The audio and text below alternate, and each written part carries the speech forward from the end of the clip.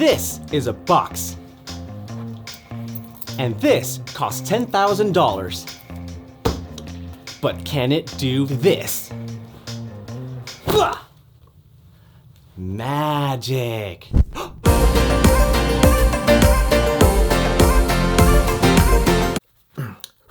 There, good as new. Hey guys, Sidney Diongzon here, and this is the Hasselblad X1D. Now, the good people at Hasselblad sent me this camera over for me to review, and I gotta be honest, I've never shot with a medium format camera before. I mean, I've always wanted to, but they tend to be more for high-end photographers, and I'm just not one of them. So when they called me up, they were like, hey Sid, do you wanna play with the X1D? And I was like, sure, why not? Send it over. I won't set it on fire. So today we're going to test out the X1D on a very basic and practical level. And so if you really want an in-depth review, there are other videos about that. Tony and Chelsea Northrup do a great job on it, as well as the guys from the camera store. But for this video, we're gonna test out this camera in terms of practicality and usability and see if it's right for you. But first, some unnecessarily dramatic B-roll. Hey, little voodoo child, you got me running wild. You make me feel alive. Ooh, the devil in my dreams dancing in front of me. Maybe wanna believe. Ooh, I feel your heart and soul perfectly in control. Put up and count in your spell now. So lay it on me, child. You know you drive me wild. You got me feeling like. Ooh. So to test out this camera, I asked my friend Randy to model for me because I wanted to see how this camera does in terms of sharpness, details and shadows, highlights, so on and so forth. I even stacked this camera against my Sony a7R III, which I'm filming with right now, and see how it does in terms of photography as well as videos. And so, let's check out the results.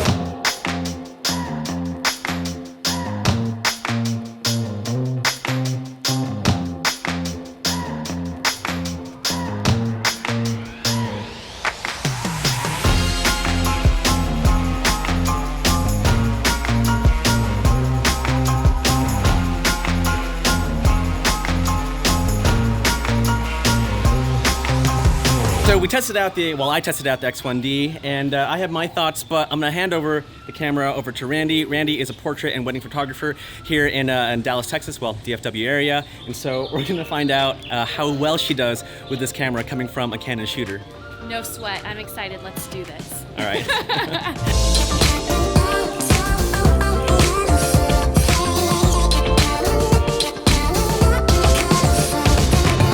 You know what? At first it was a little intimidating, I'll be honest, just because, you know, using any equipment that you're not used to is always uncomfortable. But the image quality is stunning. I love these pictures. The color is on point. I will say the transition of actually taking a photo to reviewing a photo is a little slow. So that being said, it's not necessarily something that I would feel comfortable using to shoot a wedding, because weddings are very fast paced. However, it's a perfect option for fashion or editorial imagery. You know, all in all, this is a really cool camera. I love the grip. I know that sounds so weird, but that's just an added touch that makes things easier for me. And the toggling back and forth are in great placement for my fingers. You know, if I had a day to play around with this, I think that this would be something that I would want in my kit full time. The next test is an ISO test where we get to test out the camera's sensitivity in low light. Technically, bigger sensors tend to do a lot better in low light, but we shall see.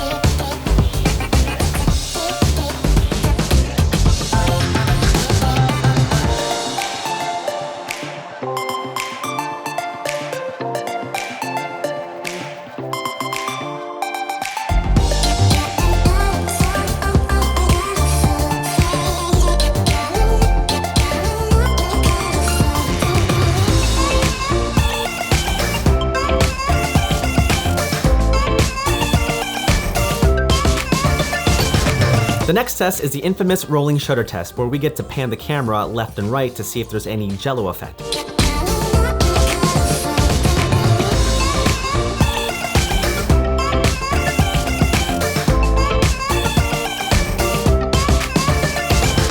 And now for the autofocus test. I will warn you, it is very, very slow. You'll see what I mean. All right, let's use this plant right here. Let's focus and...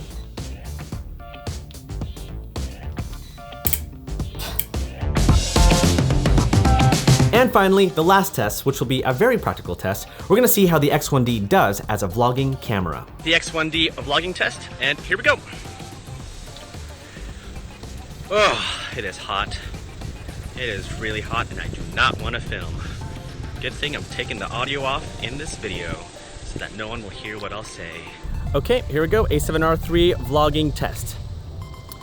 Talking, talking, talking, talking, vlogging, vlogging, vlogging, talking, talking, vlogging, talking, talking. And so my final thoughts. Well, let's talk about the pros about this camera. Right off the bat, this camera is absolutely gorgeous. It is beautifully built, well designed, sturdy as a rock, and it puts most mirrorless cameras to shame. I mean, this camera wasn't just spewed out of a factory on a conveyor belt. I mean, this was handcrafted in Sweden. And so everything about this camera is just absolutely gorgeous. The touchscreen of the X1D is actually really good. I mean, it may not be the best quality in terms of image viewing, but as far as functionality goes, it works really well. The user interface is intuitive and easy to navigate through. Even all the buttons and wheels and dials all around the camera are self-explanatory and very easy to use. And I think that design was intentional because when you're shooting with a Hasselblad, it's all about the experience. I just feel right. I feel so right.